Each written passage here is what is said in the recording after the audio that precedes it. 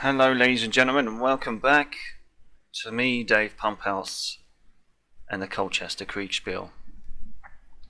The time is 11:50 and people are starting to make moves. People are starting to probe the walls. They're starting to try and figure out where's the best way to attack as the Royalists retreat inwards. Honeywood has ordered the Honeywood Regiment to move forward and start harassing these guys on the walls and on the gate. They'll have a firefight. He's moved his HQ up behind the northernmost unit.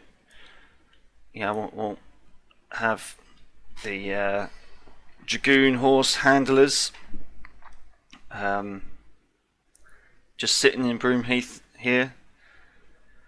He's told his guns to open fire, set up and fire upon the walls, so they'll be doing that. Town Regiment hasn't moved forward. We haven't received any orders, so they won't, but they will be told that George Lisle has made his move and has decidedly started to retreat, and not a moment too soon. Talk about waiting till the last moment there, George Lisle. We've moved the cavalry in. Excuse me. We moved the cavalry in through the east gate, through the Balkan gate like that, because there was no way they were going to cross this field of fire.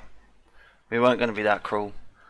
And what's happened is we've had Colonel Farr run all the way over here inside, and we've had Colonel Tilley, who was getting a bit tired and getting a bit disrupted anyway, move out and fall back as well. So now you've got George Lisle's regiment and Colonel Bowman now covering the retreat, and Barksted hasn't really said to push. He's just kind of said, just keep attacking. And besides, he was saying, directly attack towards the houses. And there's not much room for Bastard number one to get involved anyway. So, yeah. What are you going to do about that? So yeah, the old combat width, we'll have Ingleby number one. And yeah, that's pretty much where he's just going to have to fit. And Buxton number two engaging George Lisle and Bowman. He sent the cavalry east, so Major Coleman's gone east, and he can pretty much see Colonel Whaley just sitting there waiting for orders, and the east is clear. So let's do the rolls. We've got the artillery gunners online now. They're fixing stuff up and bringing those guns back online. We're going to have these reduce, so they're becoming. We'll have to rename them. I'll tell you what we'll do. We'll just keep the 4, get rid of the 5, and we'll add these two guys together into some kind of new mixed unit. And that's basically it. That's the turn. Charles Lucas is asking these guys to come with him, but they've got orders from Capel to go over here, so we'll have to sort that one out and see what they want to do. They'll probably send a message back to both of them. Yeah, Royalist commanders, even though they had the benefit of a tighter command, haven't really used that to their benefit all that much. I noticed that Capel seems to think that William Campion is on the east gate, but we'll have to maybe remind him and send him another message that Campion is getting attacked at the north gate, not the east gate, and that'll be that. So let's do it. Long range Honeywood's regiments versus William Campion.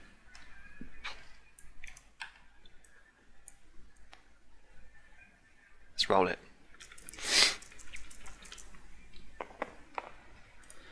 5 and a 2 and a 3, so that becomes a 6. That becomes a 3 versus a 3.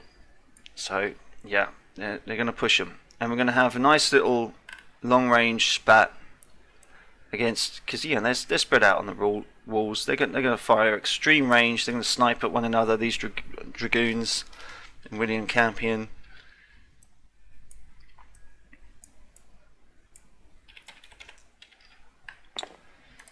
Five and 1, so that'll do some damage. Oh, I'll run your nose, dear.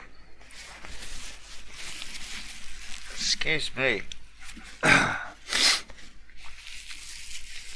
had some Himalayan Kush last night, and it didn't half give me a runny nose. Right, then we'll have these battery guns fire on the Colonel Bird over here.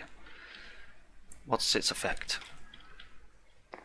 Poor effect, with the damage of a 4 at what's the range? What are we talking about? We're talking about 350, 300, something like that. Yeah, we'll say 350. Now, these guys are gonna maybe do a little maneuver like that, just straighten up a bit, and wait for Delbra's orders. And then we're going to have the firefight that will probably decide whether these guys get out or not. So we'll have these two versus the other two.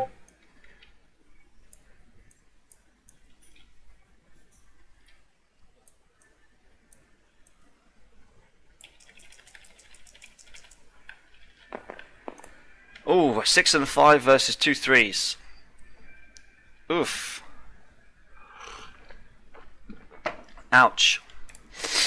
We'll have George Lisle see if he pays the ultimate price. He does not. He's perfectly fine.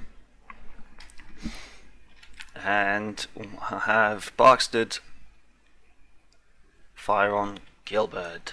So Gilbert is still going to try and shoot at Barkstead number 5. See if he's going to drive him off. 5-2 on a 5. Shooting well, Mr. Gilbert. Shooting really well. But that's the scores on the draws. And we'll come back and see what that's done to the morale. Oh dear, oh dear, oh dear. So we ran the numbers, and we also included a shot from Charles Lucas's regiment. They rolled a 3. They were aiming at Barkstead number 5. Forced them back. Disrupted. He's lost half of his number in that attack, in that push. And Gilbert, he lost 32 men on that firefight. He's going to pull back. They're all going to pull back. But it's whether Parliament realises what position they're in. If they press the attack and force them in, I want to see that order. I will paint a picture for the parliamentarians to say they are on the retreat. Do we follow them in? If they don't follow them in, then the gate closes shut and they haven't capitalised on it. But do they have the numbers to push? You've got Barkstead 3 and Barkstead 1. I mean, they're pretty fresh. Yeah, they have fired a few rounds, but I mean they've seen a bit of fighting, but they've done pretty well. It's these other regiments. Do they have the numbers to push? And will Honeywood and Gordon push through the North Gate? Hell, would they? I mean, where do they press their attack? You know, will they coordinate enough to really hammer home at one particular point? And that's the question. And will the Royalists be able to fend them off? Yeah, they are pretty beaten up. They are disrupted. But it's not going well for the Royalists. But we want to see that attack from Parliament. It's whether Fairfax and Barkstead realise that, you know, properly the position that they're in. I might not even send a screenshot this time. I'll just be like, look, yeah, they've pulled out the southwestern houses. What do you want to do? Do you want to engage in pike, or do you want to keep going volley fire? Charles Lucas is fixing up his men, and that's it. That's all she wrote. I mean, another thing that I was going to contemplate is these runners. Now that they're here, will they come out of the Broom Cut and see the position that they're in, and maybe take the shortcut through these houses now rather than go the long way round? Time will tell. I'll have to decide that in the next for next time. But now, yeah, it's all on Capel's shoulders, isn't it? You wouldn't want to be him in this game. Whew. But yeah, we'll write up what happened and tell the story, and we'll see you on the next one.